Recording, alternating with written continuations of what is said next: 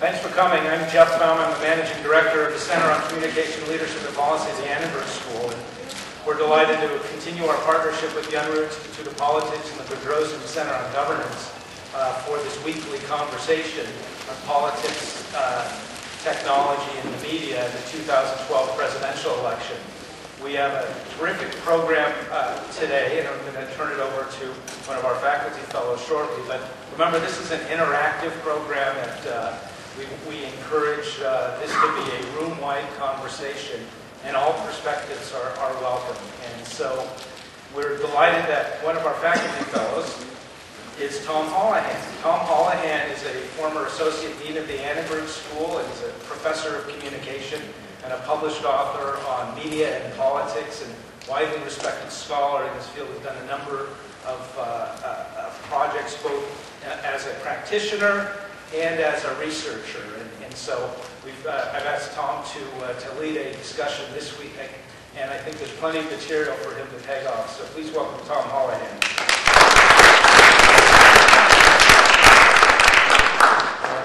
Thank you very much, Jeff. And I do, by way of introduction, want to emphasize that we're going to offer a few comments and observations at the beginning, and then we're going to try to open the conversation up to engage you. So if you feel that anyone up here is becoming too wordy, make this gesture and tell us. I know that I won't be wordy.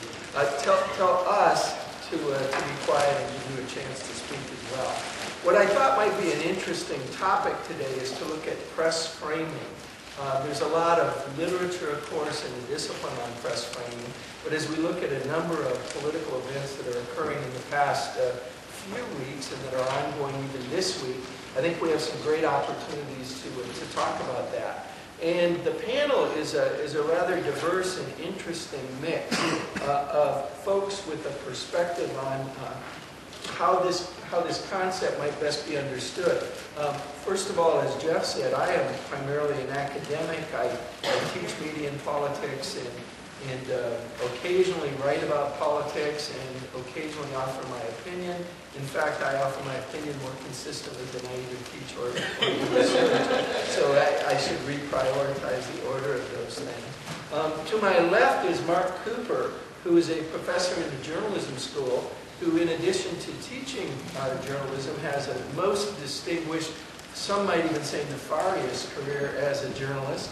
And he's not someone who himself is ever known to be shy with regard to expressing an opinion. So he can offer some insights that are sort of from the trenches, as it were. To my right, I've got three folks who are involved in the debate squad. Gordon Stables is the director of USC's very successful Trojan Debate Squad. And seated next to Gordon is Joel Lemuel, who is a doctoral student and one of the debate coaches. And finally, down at the end, I've got Avi Munoz, forgive me if I mutilate your name, Avi, who is a member of the debate squad. And what I thought might be interesting for them to comment on as the conversation unfolds today is questions of how you judge evidence and argument as they come from mediated sources. Since the topic of press framing is inevitably a topic about constructing useful news narratives from a set of material conditions, facts, or observations that journalists might have.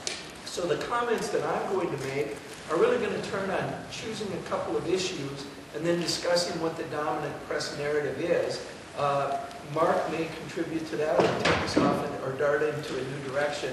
But the debate folks are people who are constantly about both seeking evidence to support a particular perspective as well as refuting the evidence presented by others. So I thought they could maybe offer some interesting perspectives about the intersection of material truth, justice, reality, fact, and opinion as it evolves in the construction of narrative argument. So, to get us started, I wanted to talk about the press framing with regard to a handful of issues that I think are of the moment, and they can perhaps inspire the conversation of others on the panel and perhaps also will inevitably lead to some of your comments or questions. The literature on framing, first of all, is pretty clear, and there are lots of scholars who are responsible. Media framing is a subset of agenda-setting literature, and agenda-setting is the most frequently researched topic in communication theory. There are literally hundreds and hundreds of studies on agenda setting, and what those studies tend to conclude, although there are nuances in their conclusions, certainly, is that the press doesn't so much tell us what to think, but it certainly does tell us what to think about. It defines the set of issues that media sources believe are important issues that should be a part of the everyday conversation. And so Lindsay Lohan's legal problems clearly are something that the press tells us we should be anxious about, along with Herman Cain's sexual peccadillos, and maybe somewhere down the line the potential collapse of the Eurozone as Italy fades into bankruptcy. Press framing is an additional way to look at agenda setting, because what it says is that the role of the press is taking these facts, these observations, these experiences that are a part of our material everyday world, and constructing them in a way that they can be understood and be made useful in people's lives. So a news narrative is useful when it explains the world in a way that serves our needs or our interests, or help us achieve the business, the goals, the everyday civic organization that we want to achieve in order to shape our understanding of the world. So we might be surprised to find that there are some issues upon which the press narrative becomes so dominant that it creates almost no space for alternative narratives. And there will be other issues where the press narrative becomes sharply conflicting based upon which ideological or political formation is being served by the construction of a particular narrative. Finally, there may be narratives where the interest that the press may be serving may be outside a particular ideological formation, but may live in a world of material well-being. And I'll get to an example of each of those. First, I want to create an example of where the press frame becomes so consistent that there's almost no space for public conversation that would undermine the frame. And what I'd like you to do for me, Jeff, is Google for me President Obama's foreign policy accomplishments. President Obama's foreign policy accomplishments.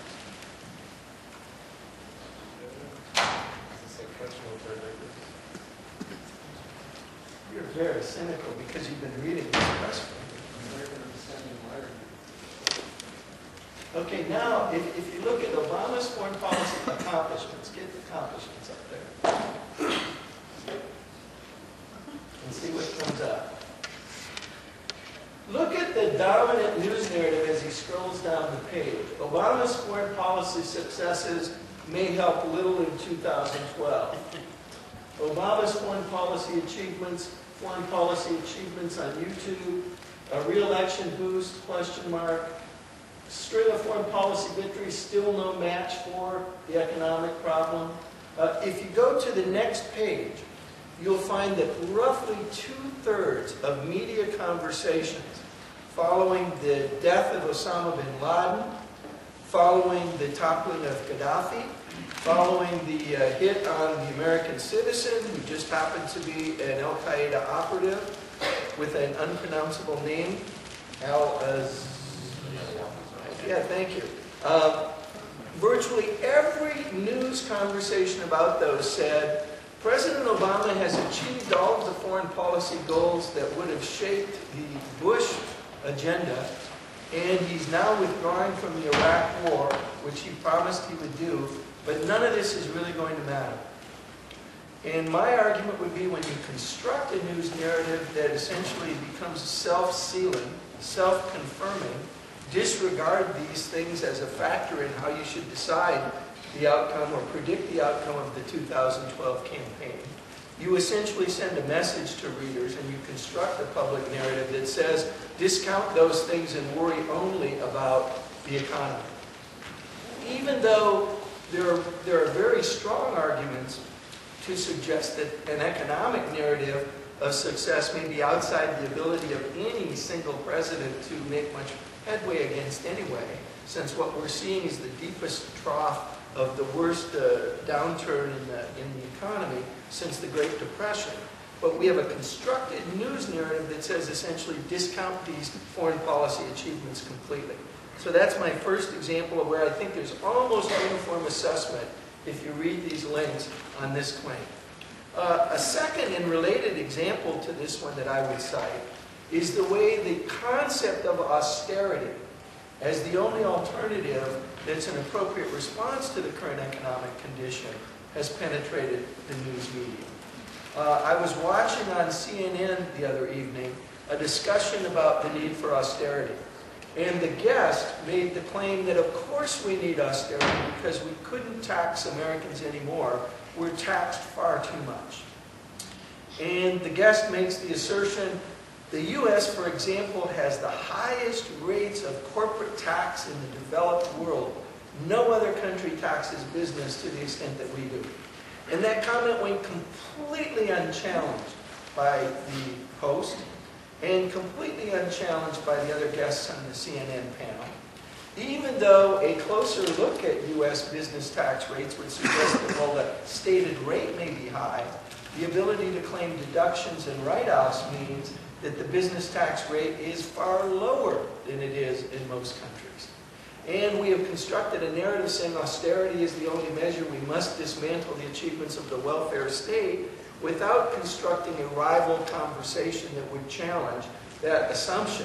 At the same time, we're now beginning to argue we should give more tax write-offs to encourage them to bring their profits, quote, home from where they've stored them offshore. So that would be another example, I think, of an almost uncontested narrative that this austerity is the only way to resolve the situation. Which moves me from this example to the example about what's happening in the Eurozone, of course, where the ink had not even dried on the agreement about Greece before the press turned its attention to what was happening in Italy. And it would be like dogs circling a meat truck, looking for ways in which they might be able to keep the story and the panic and the anxiety alive, thus serving the interests of a particular community of pundits who make their living not just commenting on, but profiting from the books, investments, etc. that they make in terms of keeping these discussions going in the vein they are. The final example, though, that I want to talk about is Herm Cain's week. There are two strongly conflicting press narratives about Herm Cain's week. One that's told by liberal media and one that's told by conservative media. And I just have four brief examples to give you. I go first to a columnist or a commentator, Martin Bashir, on MSNBC, who declared yesterday, "The sober facts are not so funny. One woman has now come forward without any financial incentive to describe an appalling incident in a car when Herman Cain allegedly put his hand up her skirt and forced her head toward his groin. Two women have received tens of thousands of dollars after complaining about Herman Cain's sexual behavior, and each day a new allegation arises against him. Because Mr. Cain is such a showman, because he preaches the need for a sense of humor, it's easy for us to be seduced by his rapid-fire one-liners, his singing of Imagine There's No Pizza, and his smoking chief of staff. It's all good fun. But while Mr. Cain's campaign might be a joke, his conduct, his alleged conduct, is not. In fact, the accusations pile up and seem less funny by the day. He seems like a dirty old man." Echoed, I might add, by Jimmy Williams, another columnist on MSNBC, who says, "I mean, this guy's lying. He's a big, fat liar, Herman Cain. I'm going to say it on TV. Herman Cain is a big, fat liar. When Bill Clinton shook his hand, his little finger at the nation and said, 'I didn't have sexual relations with that woman,' everybody in the country knew he was lying. You can smell it. This guy is lying. There's no difference between Herman Cain being accused of sexually harassing woman after woman after woman. We're now at 5, by the way. There are 5 flags behind that podium. I just want to point that out. There's no difference between that. Herman Cain should have to register as a sex offender. Pretty powerful stuff. In contrast, if you dial over to Fox News and tune in there, you'll hear Rush Limbaugh. Politico, you failed. You attempted, along with others in the mainstream media, to take the guy out, and you failed. Your influence isn't what you thought it was. Alana Goodman at Commentary Magazine writes, basically the entire Washington media could have collectively called in sick, and it wouldn't have made a difference, not to 70% of Republicans.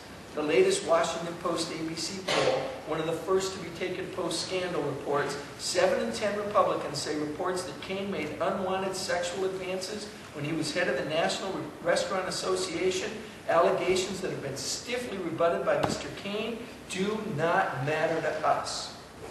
And finally, I turn to Fox News, which lead story today has framed the Cain discussion as Cain accuser filed complaint in Next Job 2.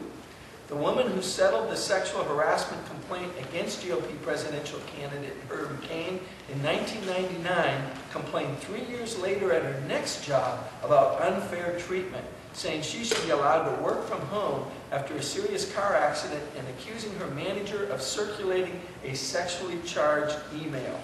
And then later down in the comment, it says she's a serial complainer and she always finds objection in every workplace, and then notes in closing that she's had a series of financial setbacks that clearly give her motivation to try to go after this candidate. So we see contradictory framing. If you're living in a particular media silo in this country, you're not going to get a full and complete understanding of this incident. And I think the lack of sort of accountability in the media to create a common conversation is one of the greatest challenges that we face in political conversation today.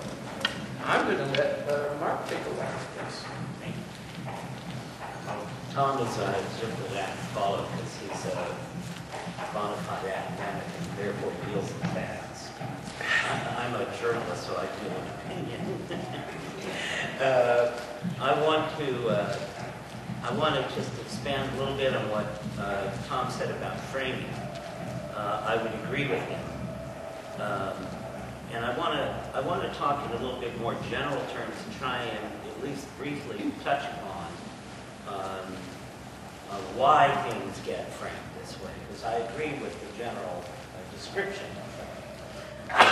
But what's the process here? What's the context? Well, first I think that I want to be very dark for a moment, and I want us to really ponder the historic moment that we live in. If you are under 30 years old, it means that Tom and I, on the average, give or take a few years, are 47 times wealthier than you are. Because the gap between people in their 60s and people under 30 is now the greatest in American history. 20% or more, if you discount the absurdly low federal poverty rate, which is about $22,000 for a family of four. All of you who are in school know how much or how little $22,000 is. If I told you that you had $23,000, were married, and had 2 children but weren't in poverty, you'd laugh me out of the room. So the official poverty rate is about 16 or 17% in the United States. The effective poverty rate is about 25 to 30%. We've been living in the last 30 years through the most radical transfer of wealth upward in the history of the world. The top 400 families, I used to say, 1980s, I used to do a lot of reporting in Central America where you had these oligarchies that ran the country. Then El Salvador, the country of 5 million, we used to talk about the 14 families. Well, in this country of 310 million, we have 400 families. The aggregate wealth of the 400 richest families of the United States is equal to that of the bottom 150 million Americans, which is the greatest inequality we've ever seen in American history. I would posture, I can't prove this, but I would posture, and nobody knows, just to really freak you out as you have to go into the job market, I would posture that the economic downturn that we're seeing today is not an economic downturn. It's actually a period of historic transition. That is to say, we're entering an entire new era of a global economy that's going to be extremely unequal, extremely unjust, and the world that we've known since the post-World War II, which has had sort of predictable business cycles and relative upward growth, is over. And we're entering a period of uncharted territory now. We may have some economic recovery temporarily, but the general restructuring of the global economy because of the ability of capital to so quickly move across borders while labor can't and all that kind of stuff. The catchword for that being globalization, but it's more complex than that, means that the world we're going to live in for the next 50 or 100 years is very different than the one of the last 100. So all the assumptions that we have about the way life can be, should be, might be, are pretty much obsolete. To try and make this synthetic, I know I'm being very provocative. The more provocative you are, you should explain it better, but I'm doing the opposite. I'm just going to make a bunch of 4 or 5 provocative points and give you no basis for it. I'm going to also assert that we live in a, it's clear that we live at a time of great our economic system has collapsed.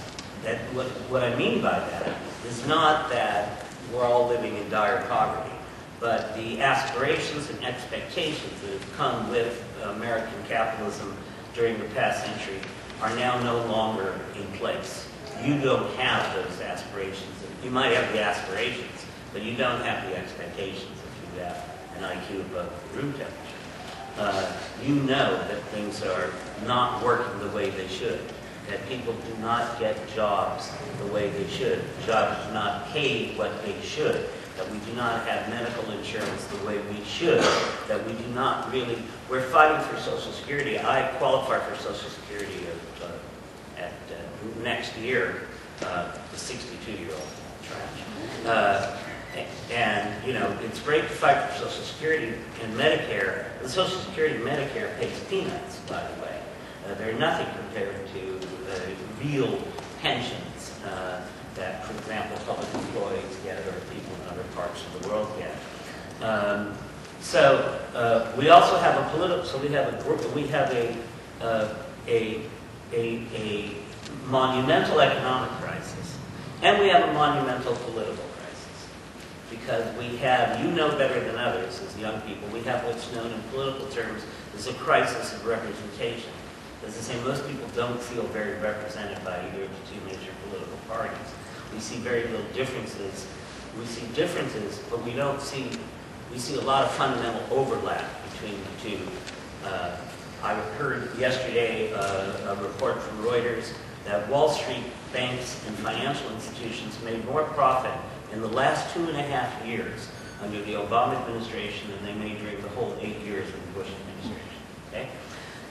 Bottom line, they're delighted. We have, I'm going to go way out on a limb here and say that for the most part, our political candidates are clowns.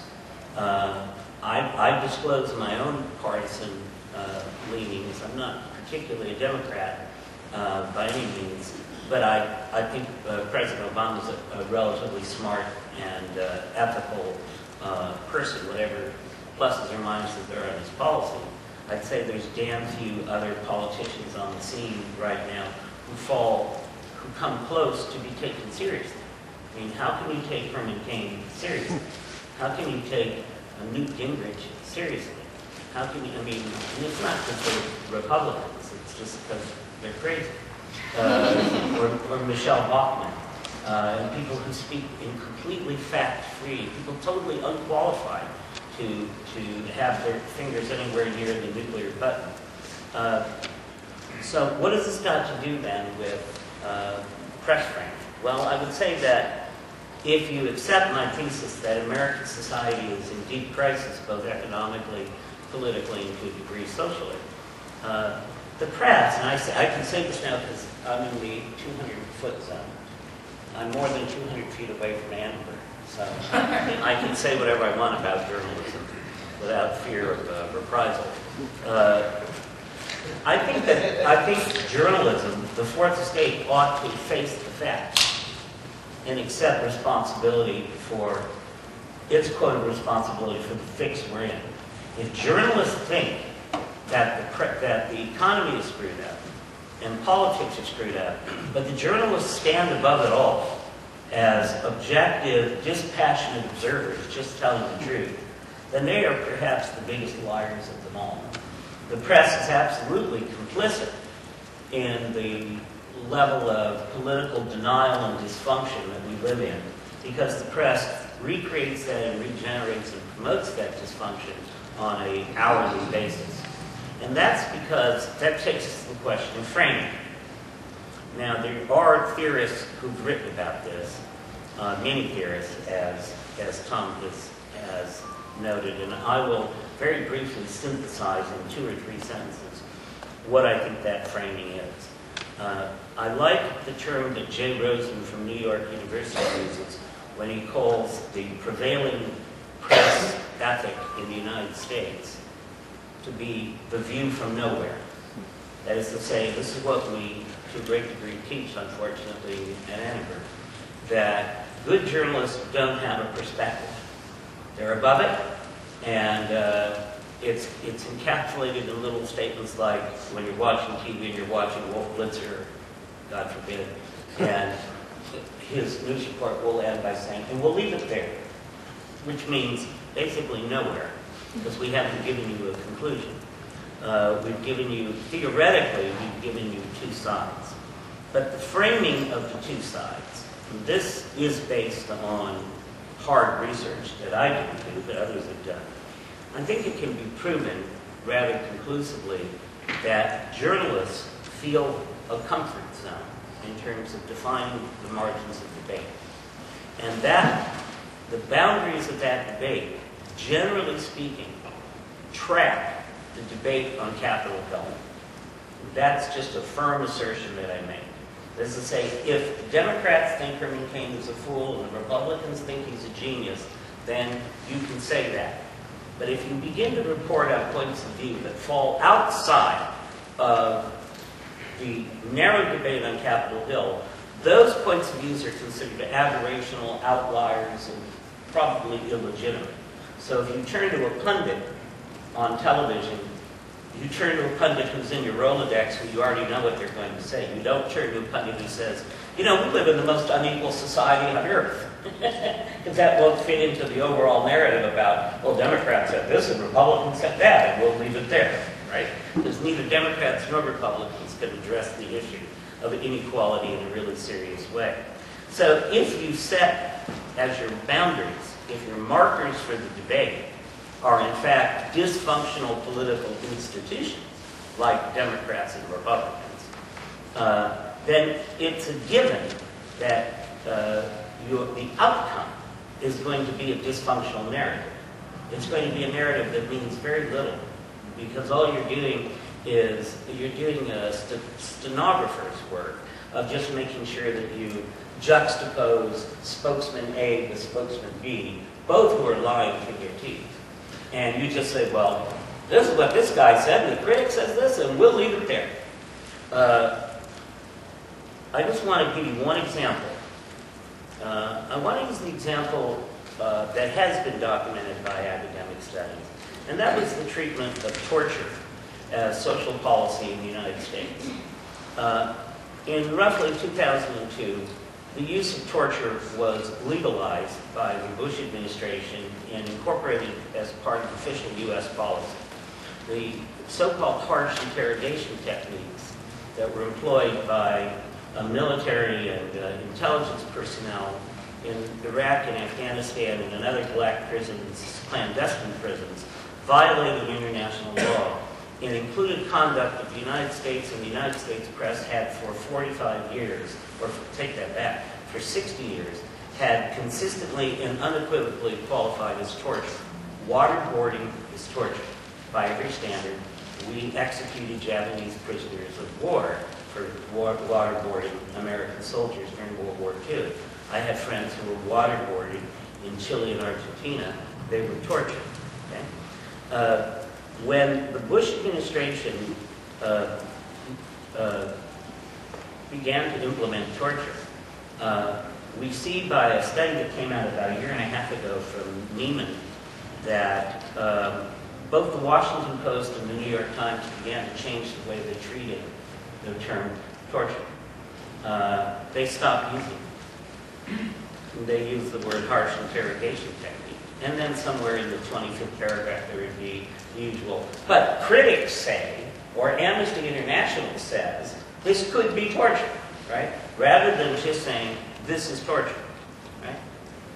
Now, when this study came out, and I should have come prepared because you could find it on the point here. This I'm not making up. When the study came out, and Bill Keller, the then executive editor of the New York Times, was confronted with the study and asked about it, he said, well, and this was his answer, and I'm paraphrasing as close as I can. He said, well, yes, we understand. But when, and here's the key, he said, but when this became a partisan issue, we felt that if we described it the way that some of the partisans did, i.e., the way that some Democrats called this torture, then we would be taking sides. But of course, it wasn't taking sides, in his mind, to call it harsh interrogation techniques, which is what the administration called it, right? So all I want to say is, I'm over time, that at a historic moment when our civic life is more and more constructed of myths, on distortions, our political scene is crowded with clowns, when lying substitutes for political discourse, we need a press and we need a media that answers questions, doesn't pose questions, it answers, it probes, and it tells you what's really happening, rather than on faithfully reproducing the kabuki theater that passes as political debate in the country. Thank you. Mark. Gordon? No, I was kind of worried about following you guys and not sure whether, I guess it's safe to be conservative and it's safe to be optimistic, but after that, I'm not sure where else. But in all seriousness, I think the journalism from nowhere is a nice way, in some ways, to transition. In a lot of settings, academically, journalism, a variety of other approaches, there's this idea of neutrality. I teach academic debate. It's something we coach here at the university. There's this belief that the judge or the critic is designed to be a neutral arbiter of the question. And ultimately, the value of academic training in that space is that the judge's preconceived biases are not supposed to play into that equation. And increasingly, though, that norm has become more divorced from the rest of what you've heard them both describe as an expectation of political culture. And I would argue one of the things that we need to be thinking about, and something that academic debate has also had to look at in that same context, is what is the role that educational settings play in terms of actually engaging that neutral frame, that journalism from nowhere, that academia from nowhere, that critical perspective from nowhere?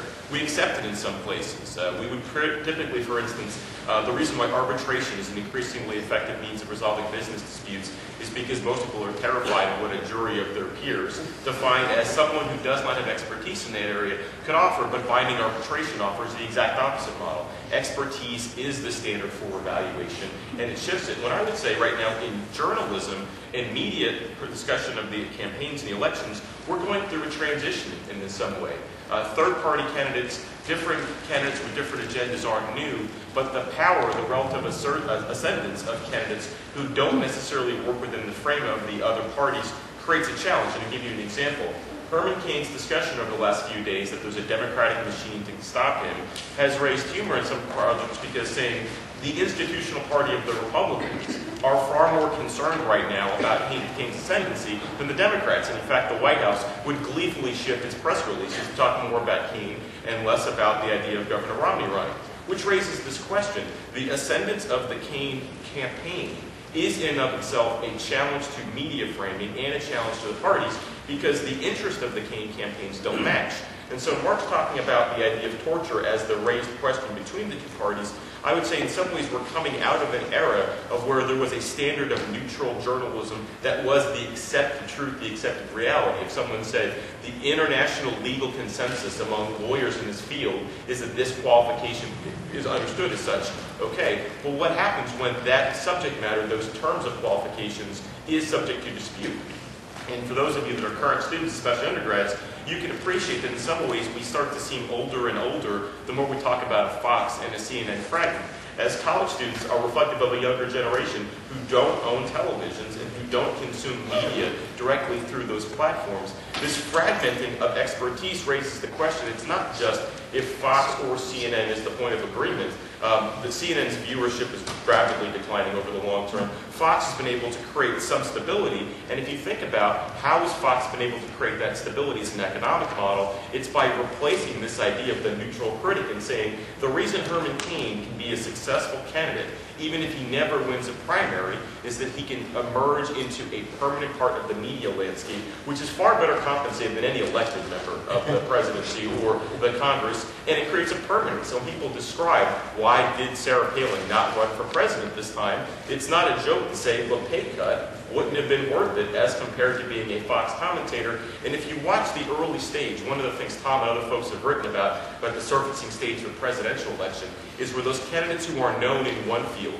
become transitioned into political candidates. So if you knew Herman Cain from his lobbying days or from his private businesses, he now transitions into the idea of a president. It raises the component of where Fox had to negotiate with all of their contributors over who would continue to be a paid contributor and who couldn't. And so in some ways, the earliest stages of vetting that we're talking about now is to say within the conservative ecosystem, it operates that way. And I don't want to, before I take too long, I don't want to say it's just about Republicans. I think that we're not too far away. So looking at the same context in the liberal side, the fact that Al Gore, when he decided to leave elected politics but to go into political lobbying, chose to start his own TV station, does not presage the idea that a future leader, say someone involved in the Occupy Wall Street movement, might decide that it's more effective to move congressional public opinion from being a media commentator rather than being from an elected official. And then it raises these questions. The debate tonight, who wins? Does Cain win as long as he maintains himself as a viable talking head who's able to increase his fee in the lecture circuit, which is an area that, for conservative disdain, if you think about former President Clinton's ability to extend his power base as a voice in American politics, in some ways he's more powerful today than he was in the latter years of his presidency, marred by the Lewinsky scandal. Why? His speaking fees, his books, and you think about this kind of discussion. So in many ways, I'd argue journalism is absolutely having a crisis, but I think in some ways it reflects that. When debate's looking at what's the role of the neutral judge, they're not the only one, and in some ways part of the role of media is, when we say we want a neutral judge, the part for all of you as consumers is, well, would you pay for neutral media? Because if you don't pay for neutral media, you don't pay for neutral advertising, it's not surprising to say, well, we're getting the judges that we've asked for. Lady Gaga did show up at his fundraising event, so I think all this celebrity is working for Bill pretty well. Joel? Well, it's going to obviously Great. Yeah, I guess what else we talk about then, sort of ties in with what Gordon was saying, what Mark was saying about how framing means that there isn't really a sort of neutral media. And within academic debate, there is a priority placed upon evidence and being able to assess whether or not that evidence is neutral. And so in a world where this sort of framing happens, and where there is CNN and there is Fox News, and they both have their own agendas, and they try to say, leave it at that, but don't really do that. They present one side more than the other. It creates a sort of bias that we need to be attuned to when listening to these talking heads and trying to figure out what the issues are and where people stand on them. For example, with Herman Cain, there is the presentation from the liberal side that he should be registered as a sex offender, he is not a good candidate for president, whereas on the Republican side, he is clearly somebody who should be looked at for more than what he may or may not have done because there's only alleged has been proven. And when it comes to evaluating these kinds of evidence that we have and the way the framing sort of manipulates politics, there needs to be a sort of skepticism of the way that we approach it. And we need to be aware of there are two sides to the story, and we need to be more neutral and look more at both sides before jumping to conclusions. For example, when people say, I'm not going to vote for Obama because the GOP has said that he's done a bad job, those people are sort of buying into this framing of the liberals are bad and they have bad policies. But it goes the other way too, because the GOP will say, or people who want to vote for the GOP, people who want to vote for the Democrats will say that the GOP is clearly bad because they have people like Herman Cain who doesn't know the difference between Uzbeki, Stan, and Afghanistan, or is too busy trying to sexually assault women, or somebody like Rick Perry, who has been just a career politician who doesn't really know how to help the rest of the country. But these kinds of portrayals sort of play into that kind of framing and create a system where people are polarized and divided, not on the basis of facts, but on how people are represented and how the different candidates are treated as media entities to fit a certain image of what that candidate should look like ideally, whether positively or negatively for that group. And so within debates, it's important to sort of be skeptical of that and sort of treat all representations with a high degree of, well, maybe that's not true, and sort of being willing to challenge this sort of dominant media framing within the narrative of debating and of political discourse as a way to create a sort of more informed citizenry and a way to, I guess, create a sort of election scenario where people are more aware of what's going on and more willing to vote based on what is true rather than what they're being represented by the media. That's good. Yeah, I totally agree with Avi that kind of one of the big things about debate is kind of being able to discern, I don't want to say truth from fiction, because I think it's a little more complicated than that. You know, every time we make an argument, you know, we're selecting small parts of the world and making a story, making a frame. So we have our competing frames. And I think the part about debate that's really important, and I try and, I think this is something that we teach our college debaters. I try and teach it when I work with younger students. I think it's something that should actually be kind of moved into the classroom in other settings. It's just like a component of media literacy, like a critical media literacy, you know. We talk about like arguing from nowhere or reporting from nowhere, but in reality, everyone is always arguing from somewhere. Everyone is always reporting from somewhere. And like we teach people in debate, when you give a speech, it shouldn't sound like you are parroting the arguments of your evidence. It should sound, you should not, like let's say, there's a pro side and a con side.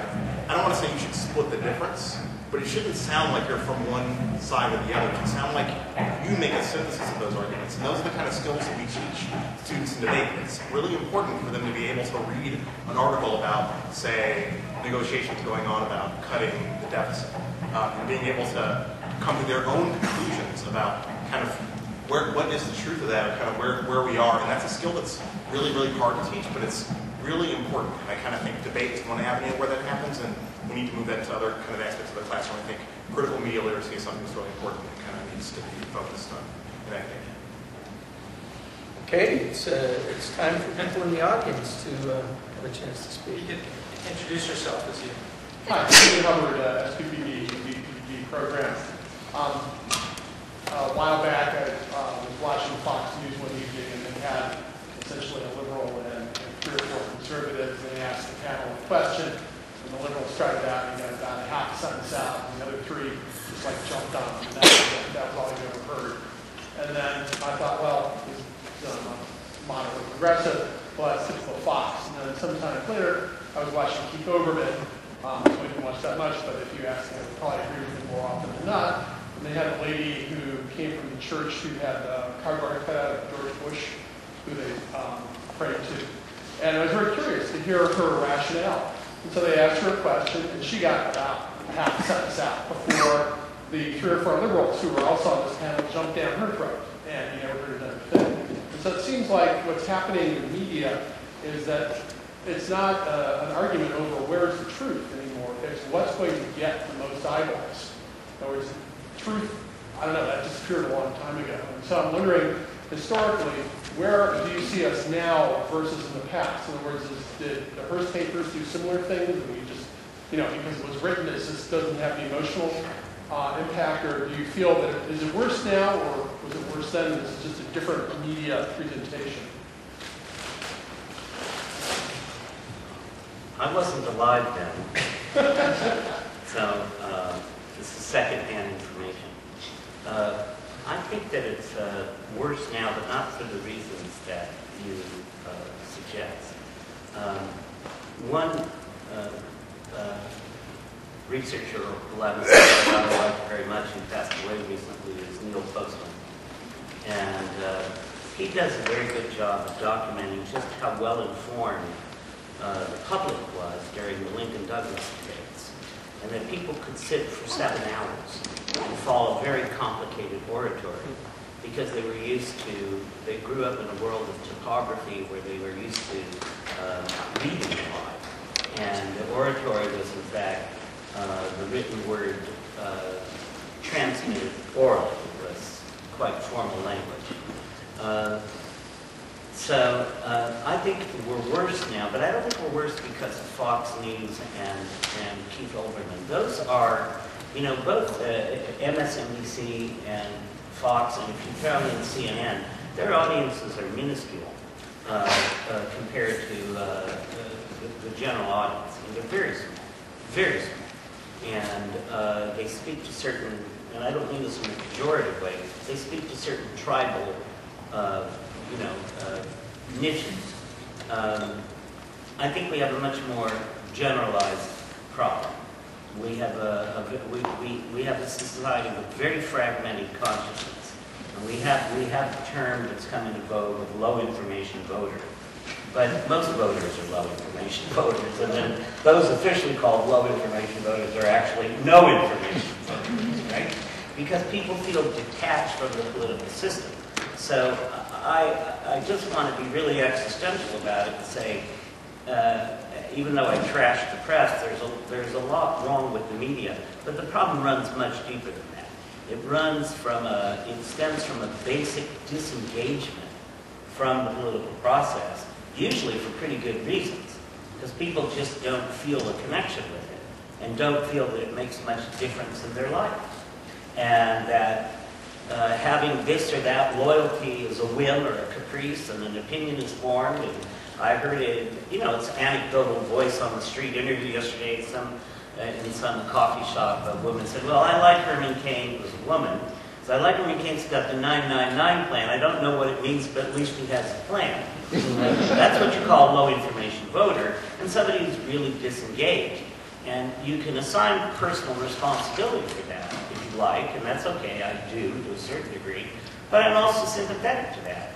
I told Tom on the way home the other night, Sunday night on C-SPAN radio, I heard Candy Crowley's State of the Union on CNN, and I listened intently for an hour because it was on the radio and I wasn't distracted by the images. Say that a whole hour went by and I heard absolutely nothing. Absolutely nothing, and I'm a political reporter. I heard nothing. And I said, my God, if I can't connect with this, somebody who makes a living off of this, how in the world would you expect an average person to sit through this jibber jabber, and feel anything except alienation? The only thing I would add to this is I'm one of these people who's skeptical about the idea of truth. I don't think there are truths. I do think there are facts. And I think facts themselves are often contested, and they're constructed to fit narratives that lead us to believe we've discovered truths. To add to the low information rationality claim that Mark made, the theory is often advanced by Samuel Popkin at UC San Diego, and he talks about a drunkard's search. And he says it's the equivalent to the guy who's looking through the grass and somebody comes out of the bar and says, what are you looking for? And he says, my car keys. And he says, I'll help you. Is this where you dropped it? He said, no, I dropped them over there, but the light's better here. and so people are often driven to construct their narratives on the basis of what they already believe, to confirm their experience and their material interests, rather than to risk having to believe something different. And I think that's a huge challenge. Order of next question, just to pay off Mark's point, I pulled up the cable news ratings for Monday. So Fox has triple the audience of CNN. Yeah, it's a couple million. Right, it's 2.3 million on prime time, and CNN has 500 2.3 million is 0.7% of the population. Yes. Hi there, my name is Rajesh Merchant. I'm a student on the Masters in Public Diplomacy program, and I also work as a reporter for BBC News, based in the US for the last 4 years. And what's interesting to me living in the States is this idea that people have, this mistaken idea that people have that journalism in this country is journalism. It's not at all. I mean, you have CNN, you have MSNBC, you have Fox, which is kind of three sides of a boxing ring of shrieking. And having worked in 24-hour news for many years, you also realise that given that as your base element starting, what you're doing in 24-hour news is simply filling slots. I mean, one of you mentioned about the host saying, we'll leave it there, because you have to move on to something else. And I've done that, had to do that many times myself. When you're in the hot seat, you get into a really interesting part of the debate. You're finally getting something with your contributors. In your ear, you're being told, okay, wrap it up. I want to ask more, it's a real shame, but also the media landscape that we have, and it's not just in this country, that gives you hundreds of things to choose from. It's a way of confirming your bias. You only watch what you're interested in. And in that case, how do you ever become interested in something else? I was in London the night the Iraq War began, and I'm listening to a BBC reporter, and he said, and now for a government spokesperson, for those of you inclined to believe the government. That was his handle. You know, there's yeah. Well, first of all, just to combine what you said with one other aspect of what you said, it hasn't always been this way in terms of the media. It's the model that we have now of American journalism is only about 50 or 60 years old. And it's actually commercially driven, and it comes from newspapers. And it comes from monopolies, whether they're newspapers where you have one or two newspapers that dominate an entire city, or a network that dominates the country. It's a commercial model which says we want to aggregate eyeballs, we don't want to polarize them. It's about that simple. And therefore, what is called objectivity is really just a watered down impulse to not alienate and polarize the audience. Now, I'll just give you a different example. I lived in this is where I disagree with you a little bit. I lived in Italy for a number of years. And in Italy, you could buy an idea. In the morning, I would buy 4 or 5 daily newspapers. One was a communist newspaper. One was a left-center newspaper. One was put out basically by Fiat. And one was put out by the Vatican. Right? And then there was a Christian Democratic or conservative newspaper. All of these newspapers, in form, looked like an American newspaper. They were absolutely respected metro dailies, right? With very definite points of view, including a hammer and sickle on one and a picture of the Vatican on the other, right? And these newspapers believed fully that they were reporting the truth as they saw it, right? They were newspapers, they weren't propaganda sheets. I mean, you might think, one might think one was or not. I would read these, and the truth of the matter is that I could perfectly distinguish. I was smart enough to be able to distinguish between a communist newspaper and a Vatican newspaper, and I would make my own judgment. And the world moved on. And the notion that we need to have a news source or a newspaper that is going to tell us what to think is as absurd as walking into the Doheny Library, where there are tens of thousands of volumes of books with no curator and no filter, and saying to the librarian, tell me what the good book is here, because I don't want to be exposed to bad books. Okay? So at some point, we also have to take responsibilities as citizens and human beings and say, we need to have critical thinking. And there is no truth. There are facts that you can dispute or not dispute, but at least let's, in the tradition of, say, the debate squad, let's get some evidence out there. And if the evidence isn't there, then you ought to have the critical thinking faculties to say there's no evidence. Of course, it doesn't really work that way in reality. But you think that evidence in reality comes in the terms of viewership and ratings. And one of the things that I would highlight, why I agree with your discussion, and I think the point of the BBC is an important example, the BBC's rise was out of skepticism of commercial media. The terror of what television in a purely commercial platform was a huge component of its original source. And if you think about today, the advent in the BBC as a multimedia platform, if you've ever been over there before the BBC's online platform was now available from outside the UK, it was remarkable. But when you talk about the percentage percentage of the bandwidth that was being consumed within the UK by BBC's platform it speaks to, there is a huge market, there is a huge interest for this idea of state-funded journalism. And when you look at Al Jazeera as the other example, part of the challenge is the United States is operating from this very small 60 or 70 year window where we said a few tightly regulated television stations will provide news.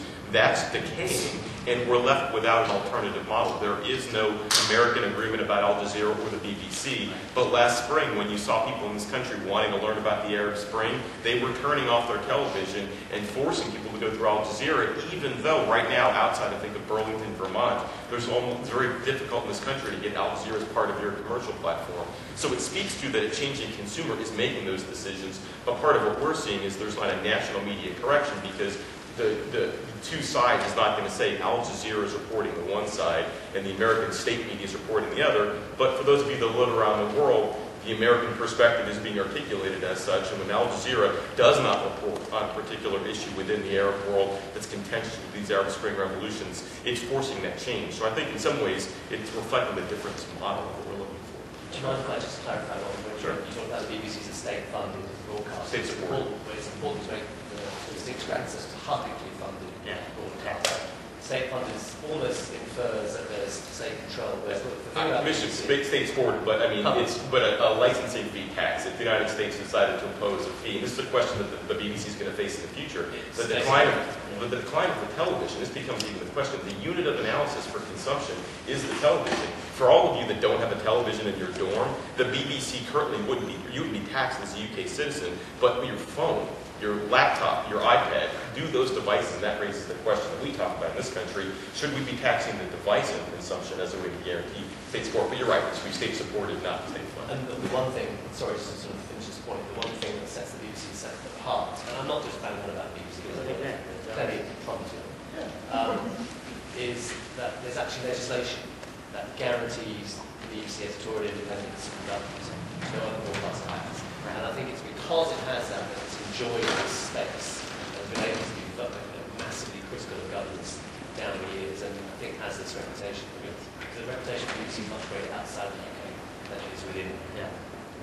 But that raises the question about it almost becomes an unfunded mandate where the British people are providing the economic subsidy. Those from the fight about the World Service and have the economic routine of that that's come through the Foreign Service or those questions there. Who's going to be willing to pay for more objective, hard-based news? The British people pay a lot for the world to get that. The Americans are not. So back.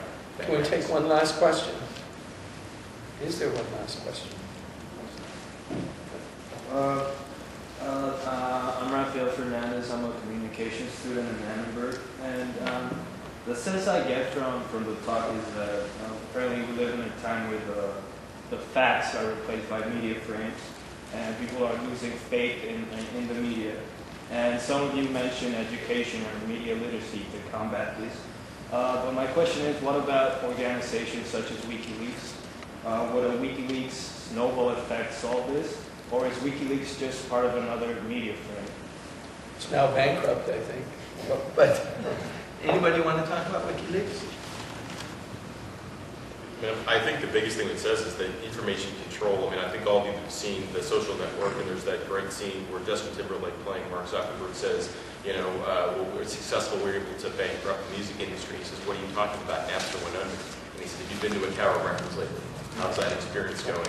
I think WikiLeaks has that analogy in that context. We're saying the argument always made about when journalism first had the discussion of to go online, and people say, well, journalism missed the boat because it put its content available free online. You could never uninvent that step. WikiLeaks raises that question about access to information, which has historically been one of the rationales for why journalism was able to narrow itself. Why, for instance, the Watergate story broke in the Washington Post and not the New York Times was a question of editorial decision about keeping access. It raises the same question about global access. So right now, Syria has banned all outside journalists in the country. That access, that content that WikiLeaks produced is about local journalists and people being willing to be brave enough to smuggle. And I think what it speaks to is content is going to come from a variety of places, and governments are going to increasingly struggle, which raises this far further about why we'll diversify sources based on getting better and more diverse forms of information. I think China is going to be the fascinating case to watch for this one, because the government is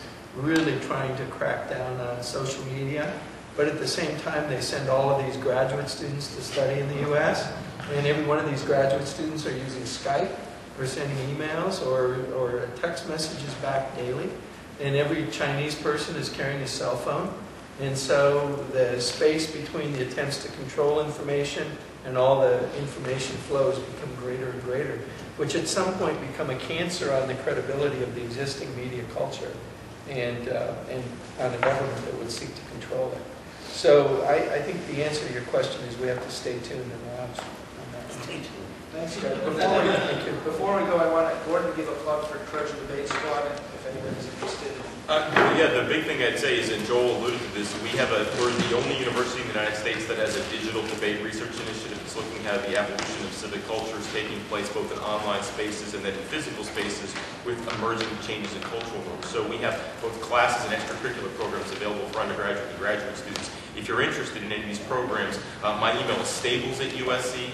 It's pretty easy to remember, and we'd love to have new students are welcome every semester. So thank you. Mark, I want you to make a plug for Annenberg Digital News. Oh, we publish neontommy.com, which is the only full-time, 24/7 digital online publication from the School of Journalism. And we're happy to say that it's the most read online-only university website in America. So that's something that USC has accomplished. So we'd certainly like you to check it out on the web at Neon Tommy, one word, Neon Tommy. Don't ask us how we got the name. Strip club closed and we took it. neontommy.com, and of course, visit our Facebook page and like it. Thanks, everybody.